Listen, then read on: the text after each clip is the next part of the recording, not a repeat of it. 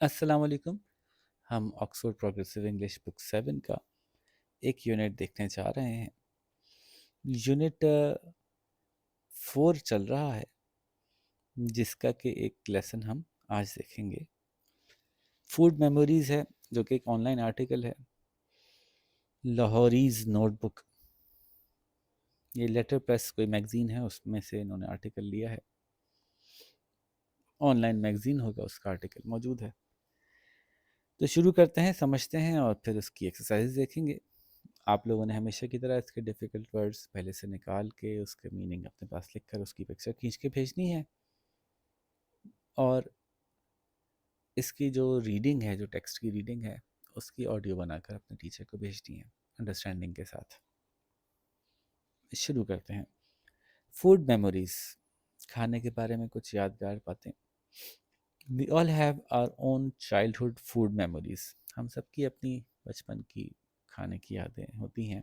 Many people have written about their memories of food in which taste, smell and emotions are all mixed up together. बहुत से लोगों ने अपनी यादगारें लिखी हैं, याददाश्तें खाने के बारे में, जिसमें कि उनके जायके, हिस्स, जो सूंघने की हिस्स है, और उनके जज्बात सब मिक्स होके वो बात करते हैं। क्योंकि खाना जब खाते हैं तो मज़े का लगता है, तो हम जज्बाती भी हो जाते हैं।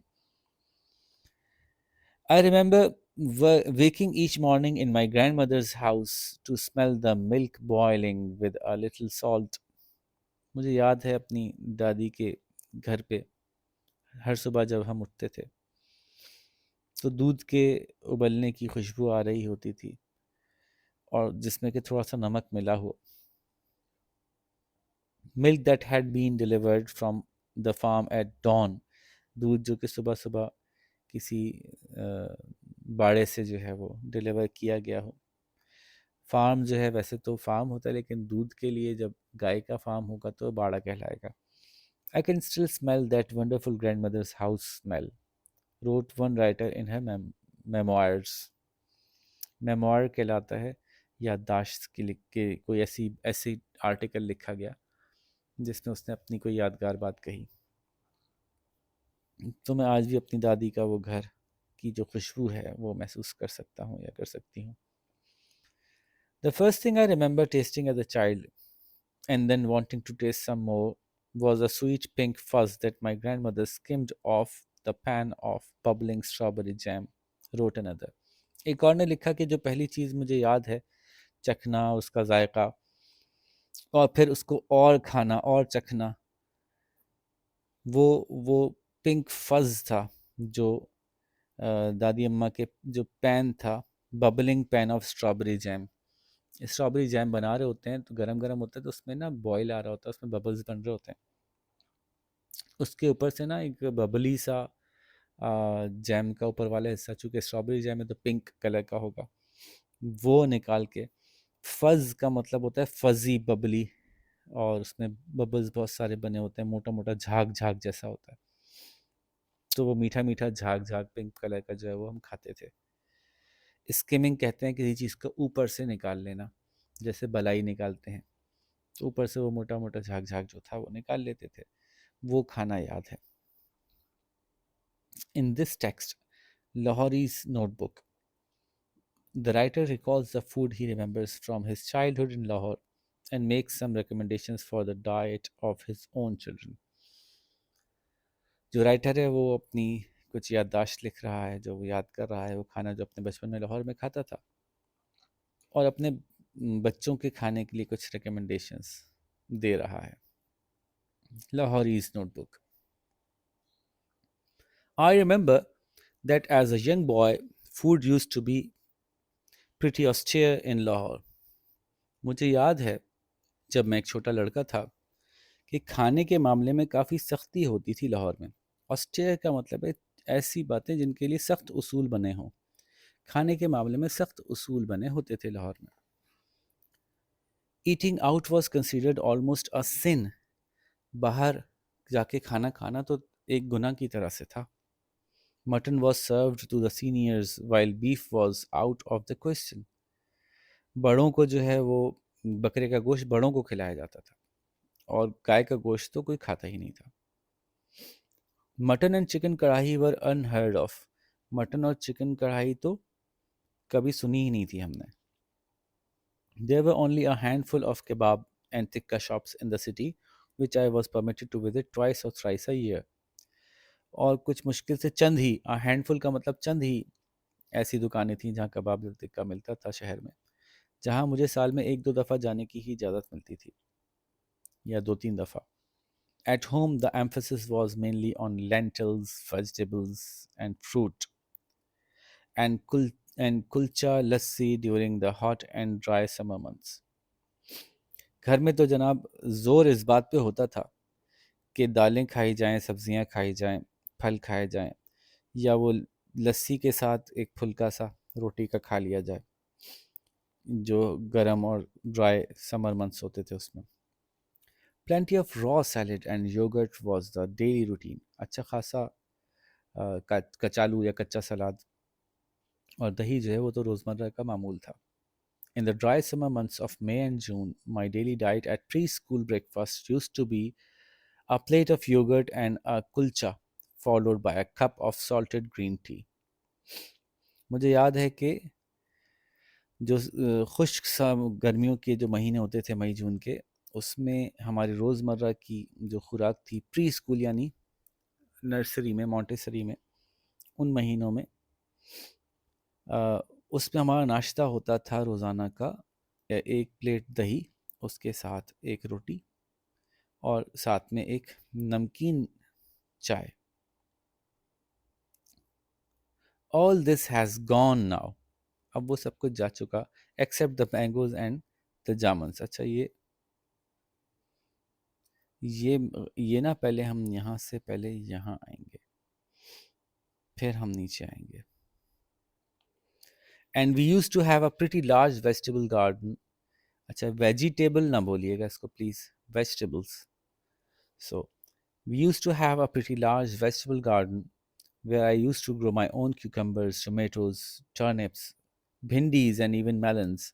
हमारा अपना बहुत बड़ा सा एक सब्जियों का बाग होता था घर में, जहाँ हम अपनी सब्जियां उगाते थे, जैसे कि खीरे हैं, टमाटर हैं, टर्निप, भिंडी, मेलन भी, यहाँ तक के शलजम। We used to grow spinach also, हम पालक भी उगाते थे। And there were winters and summer vegetables, और फिर गर्मियों की अलग और सर्दियों की अलग सब्जियां होती थी। And there was so much that we were free grocers for our neighbours. और इतना सब बहुत सा ऐसा भी होता था जिसमें कि हम अपने जो पड़ोसी होते थे उनके लिए मुफ्त का सौदा मुहैया कर देते थे। फ्री ग्रोसर्स, मुफ्त का सौदा देने वाले अपने पड़ोसियों के लिए। There were juicy carrots too, और बड़ी जूसी सी कैरेट्स भी होती थी, गाजरें।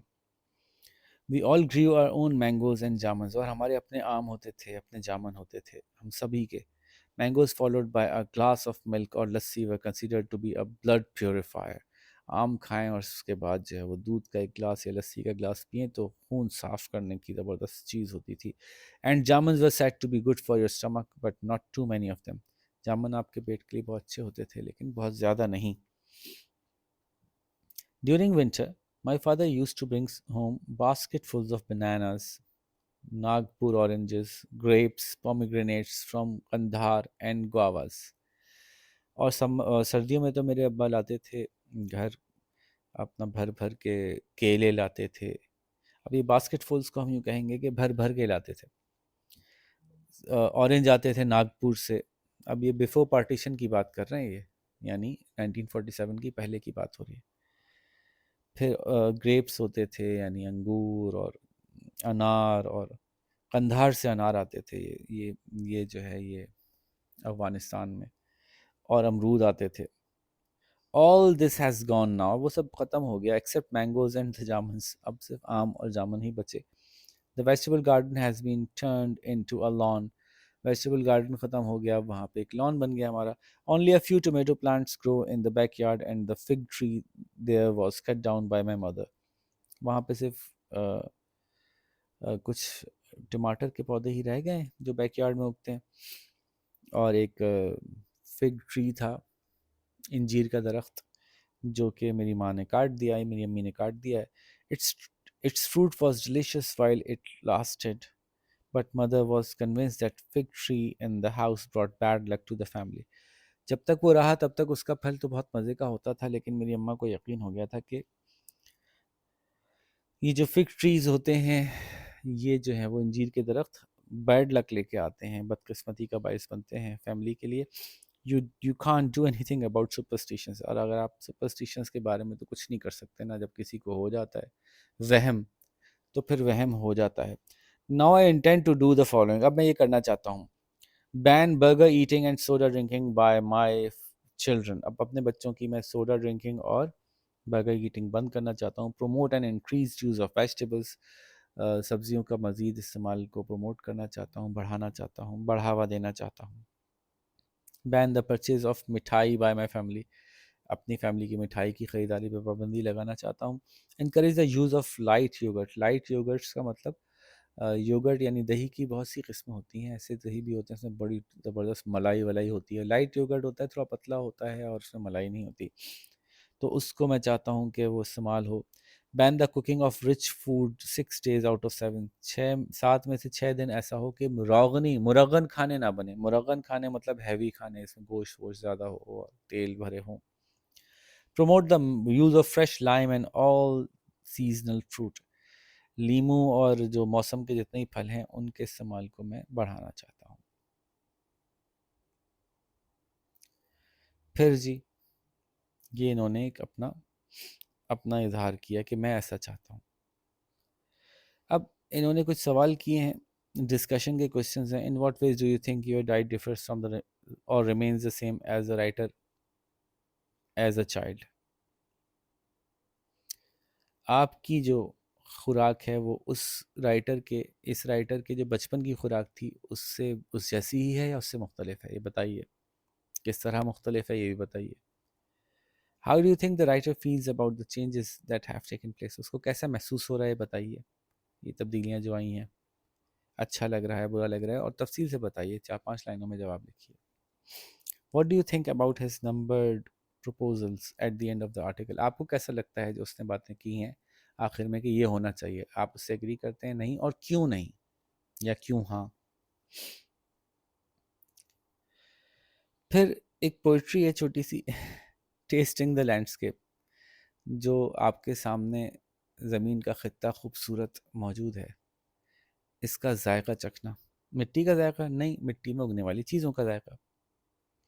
The poet Muneeza Alvi explains how when she prepares a Pakistani dish, she tastes the landscape of her father's country.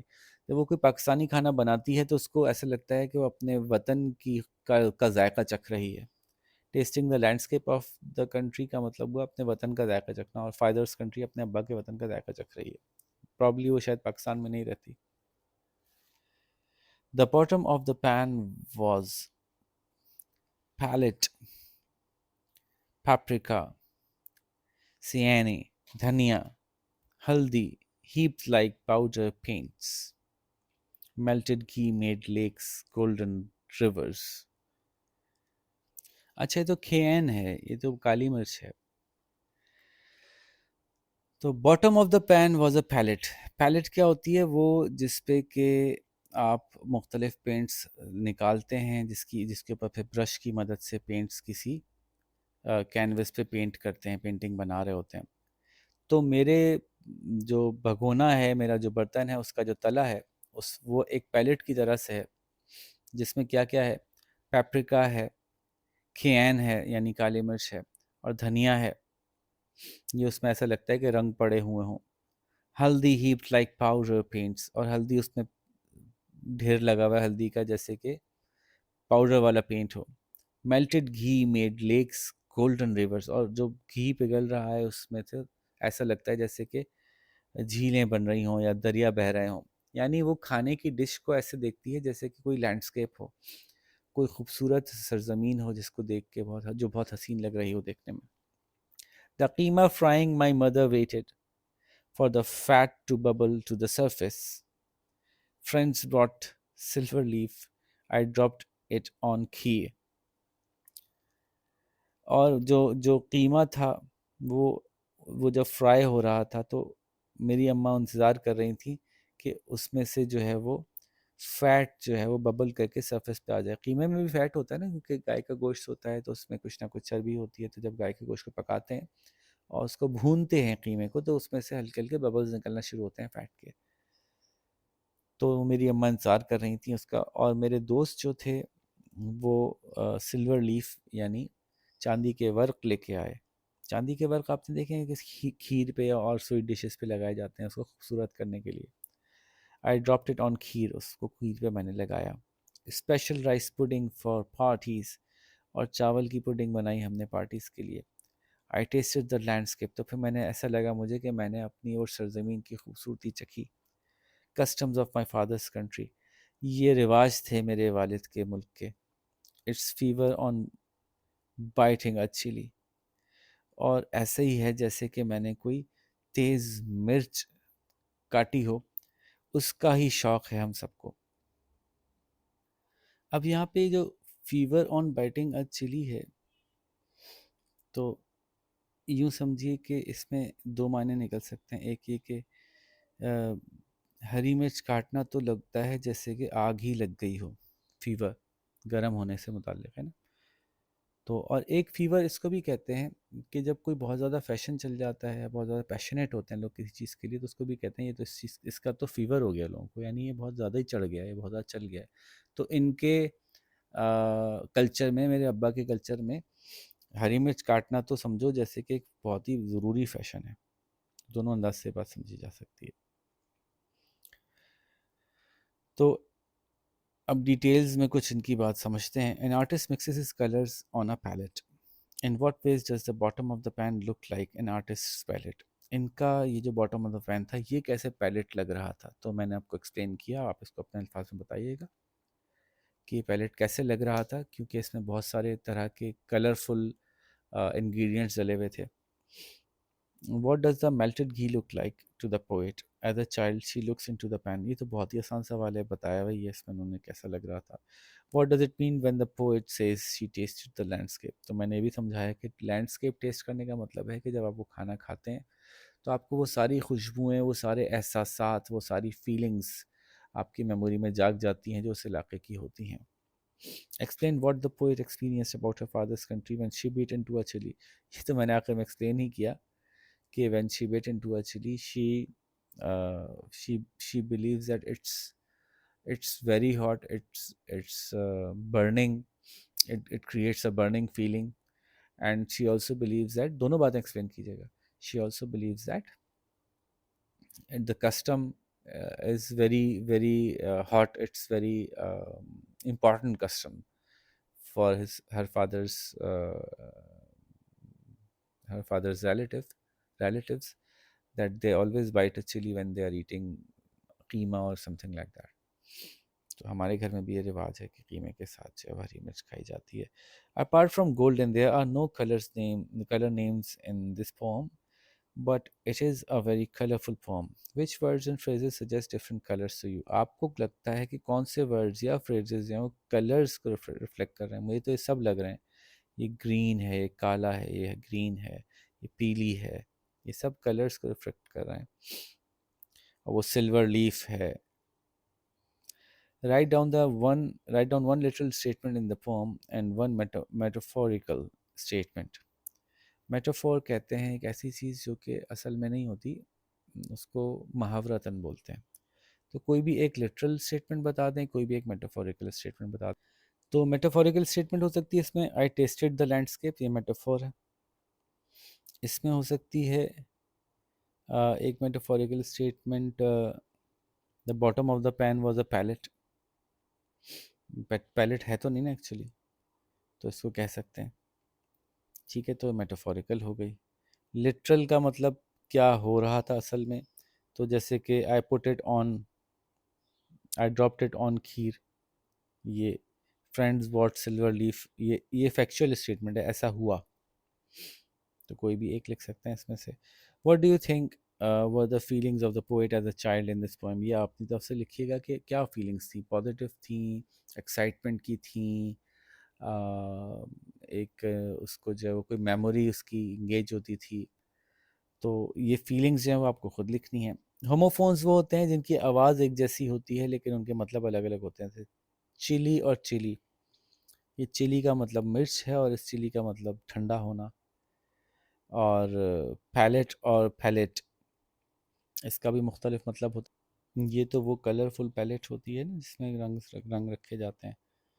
और ये होती है हमारा जो तालू है ना, तालू को भी पैलेट कहते हैं। तालू समझते हैं ना, जहाँ हमारे मुंह के ऊपर जबान ऊपर वाले हिस्से पे टच जहाँ करती है वो तालू कहलाता है।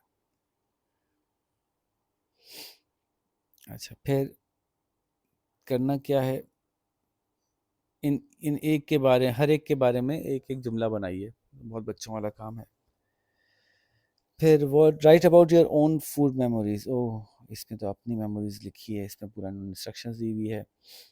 कुछ ओकेजन्स जिसमें कि जब आप छोटे थे तो आप जो थे वो उसकी आपको याददाश्त है अभी भी कि वो आप खाया करते थे। बहुत अच्छा काम है, ज़बरदस्त, इसको करना है ज़रूर। याद कीजिए कि इसमें आपको ज़्यादा इंटरेस्ट और ट्रेंडिंग लगता था वो इवेंट शादियों के ऊपर। फॉर एग्जांपल बहुत से बच्चों को याद होगा शादी के दिनों में हम करते थे, या ईद का दिन किसी को याद होगा ज़्यादा। फिर वो अल्फाज लिखिए जो कि बहुत ज़्यादा ज़िंदगी से भर दें आपकी आपकी एक्सप्लेनेशन को। विविड का मतलब होता है चीज़ों को ज़िंदगी से भरपूर कर देना, जैसे इन्होंने भी यूज़ किया। ऐसे अल्फाज जो कि बहुत ज़्यादा पढ़ने वाले को ना उससे वो मेमोरीज हो याद आ जाएं कि इतना ज़बरदस्त लश ग्रीन साउंड, मुख्तलिफ टेस्ट के नाम। तो उसकी मदद से आप अपनी जुमलों को अच्छा बना सकते हैं। फूड जो है वो हमारे लिए बहुत इंपॉर्टेंट है, लेकिन हमारी ज़िंदगी का इस पूरे लेसन का एक मोस्ट इम्पॉर्टेंट पार्ट नहीं होगा। बहुत इंपॉर्टेंट है लेकिन उसके अलावा भी कुछ होगा। उसके अलावा आपको इमोशनल पार्ट लिखना है एक्सपीरियंस का, कि जब मैंने वो इतना ज़बरदस्त मज़ेदार आम खाया तो मेरे अंदर ऐसा एहसास पैदा हुए, I felt like I was in heavens. इस तरह की कोई बात आपने करनी है। Try to create emotional background of the equation occasion. अब वो जो वक्त था जिस वक्त आप वो खा रहे थे उससे भी कोई आप इमोशनल रिलेशन शो करें। कोई एक्साइटमेंट का टाइम हो, कोई सैडनेस का टाइम हो, कन्फ्यूजन का टाइम हो। जैसे मैंने कहा ना, ईद हो सकती है, किसी की शादी हो सकती है, या बाज़ बाद बच्चे कोई एक्सीडेंट खुदा न खास्ता उनका हो जाता है, बीमार होते हैं तो उसमें ख़ास तरह की डिश खा रहे होते हैं, वो उनको बहुत याद होती है। उससे भी आप इमोशनल सिचुएशन क्रिएट कर सकते हैं। फिर है जी ई डी पार्टिसिपल्स।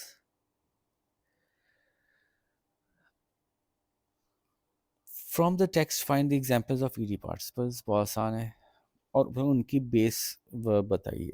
जैसे मैं एक एग्जांपल दे देता हूँ, टेक्स्ट में से उठाना है। जो ईडी पार्टिसिपल है वो ज़रूरी नहीं है, यानी वो सेकंड फॉर्म है, पास्ट टेंस है, ज़रूरी नहीं है कि वो ईडी शक्ल में ही हो। जैसे कि डू का तो डिड हो गया, और जैसे कि वॉक का वॉकड हो गया, ईडी में हो गया। लेकिन सी का सॉ होगा, उसमें ईडी नहीं है। तो ये निकाल लीजिए अपने टेक्स्ट में से, मैं देखता हूँ कुछ एक दो आपको निकाल के बताता हूँ। जैसे कंसीडर्ड है, ये कंसीडर होगा, ठीक है। सर्व्ड है, सर्व होगा। तो बहुत सारे हैं ना, मतलब भरे हुए हैं, तो इसमें से आप निकाल लें, पांच निकाल लें, पांच पांच निकाल लें, या चार चार निकाल लें, तो भी काम चल जाएगा, ठीक है। और भी एक आध कोई निकाल लेता हूँ मैं, थोड़ा आगे से निकाल लेते हैं, यहाँ से निकाल लेते हैं।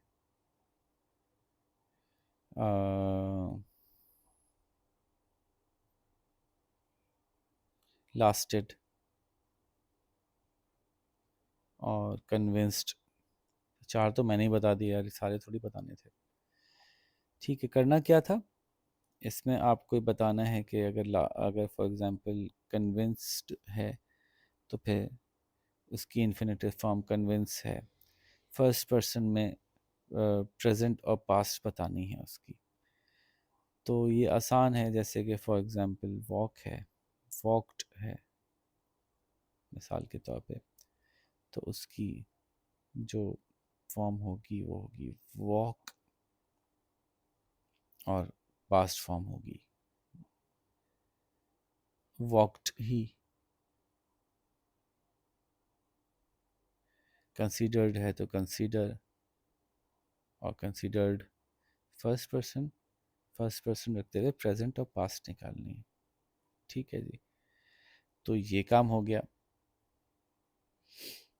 फिर है जी, the headings have been given for you and underneath each one is an example. Add as many more examples as you can. ed added to the base verb, ये रेगुलर वर्ब में ऐड होता है। जैसे walk का walked है, grow का grieve हो जाएगा, तो ये रेगुलर वर्ब नहीं कहलाएगा ग्रो। जैसे इन्फिनेटिव है लुक का, टू लुक सिंपल प्रेजेंट शक्ल है, आई लुक सिंपल पास्ट है, आई लुक्ड, और खाली पास्ट पार्टिसिपल है लुक्ड। इस तरह से करना है जो पिछला वाला काम करना था। ठीक है, फिर इन्होंने निकाल दिया एक और, इसमें स्पेलिंग चेंज होती है। लुक के आगे खाली ईडी लगता है और पास्ट हो जाता है, लेकिन ड्राई के आगे जब ईडी लगाते हैं तो ड्राई में से वाई हट जाता है, तो ड्राइड आई ई डी हो गया। तो आई ड्राई, आई ड्राइड, और खाली पास्ट पार्टिसिपल है ड्राइड।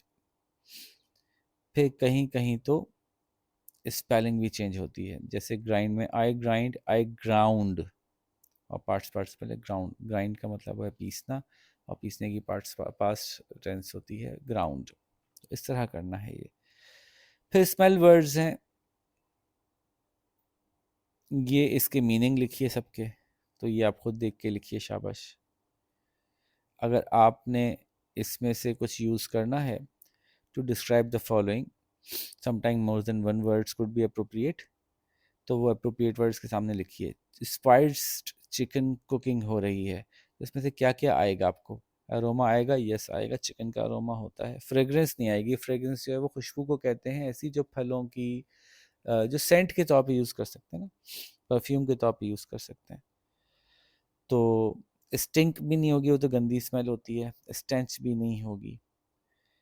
और ट्रैफिक फ्यूम्स ज़ाहिर है वो स्टिंक भी कर सकता है, स्मेल भी कर सकता है। रॉटन चीज़ें तो स्टिंक करेंगी, स्टेंच भी होगी। हॉट ऑनियन सूप कुछ लोगों को जो है वो बहुत स्टिंकी लगता है। एक एनिमल की स्मेल जो कि दूसरा एनिमल पिक कर सकता है, वो उसका सेंट होता है। और भी अगर आपको लगता है कि इनमें से कोई उस पर स्ट्राइक कर सकता है तो वो देखिएगा। Then we move on to other words, जैसे कि केक बेकिंग की क्या होती है, अरोमा होती है, क्या होता है, तो ये सारे आप खुद कीजिएगा, शाबाश। अपने हिसाब से देखिएगा कि जब आपको इनके मतलब क्लियर होंगे ना, तो आप आसानी से पुट कर सकते हैं कि पहाड़ों की फ़िज़ा कैसी होगी, स्टिंकी तो नहीं होगी ना, ऑफ कोर्स। फिर your teacher is going to read you an extract from a cookery book about spices, तो ये टीचर के पास अवेलेबल है, वो वहाँ से देख लीजिए।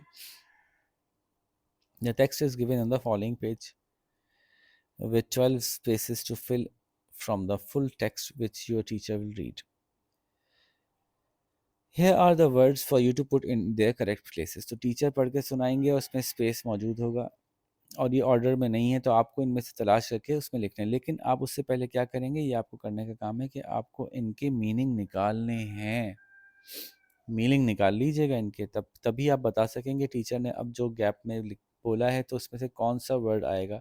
ये मीनिंग के साथ आपके पास पहले से लिखे हुए हों, उसके बाद टीचर आपको रीड करके सुनाएंगे एक एक पैराग्राफ, उसमें जो ब्लैंक्स होंगे वो आपको फिल करने होंगे। लेट्स सी कि आप कितने करेक्ट ब्लैंक्स फिल कर पाते हैं। लेकिन इसकी मीनिंग जब तक आप पहले से नहीं निकालेंगे, आप इसको फिल नहीं कर सकेंगे। ठीक है जी, तो ये है वो पैराग्राफ, इसको आपको फिल करना है। लेकिन अगर आपको मीनिंग नहीं पता होंगे तो फिर आप इनको फिल नहीं कर सकते। No one who had who has walked through a Middle Eastern spice street can ever forget the intoxicating effect of mingled scents, nor the extraordinary display of dash roots, bits of bark and wood। तो कोई भुला नहीं सकता। तो ये teacher आपको explain करते जाएंगे इसके जो मीनिंग है कि क्या जुमला चल रहा है, और इसको फिल आपको खुद करना है। ठीक है जी, और फिर ये स्पेलिंग का टेस्ट है जी, आप क्या स्पेलिंग ठीक कर सकते हैं। तो पहले तो आप बताइए कि आप ये वर्ड्स स्पेल कर सकते हैं। इफ़ यस तो teacher will take the test.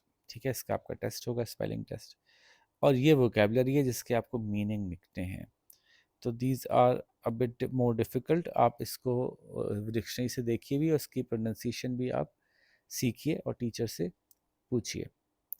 ठीक है बच्चों, तो यहाँ पे हमारा यूनिट 4 पूरा कंप्लीट हो जाएगा। आप इसको फटाफट कंप्लीट कीजिए, हम अगली एक्सरसाइज में आपसे मुलाकात करेंगे। अल्लाह हाफ़िज़।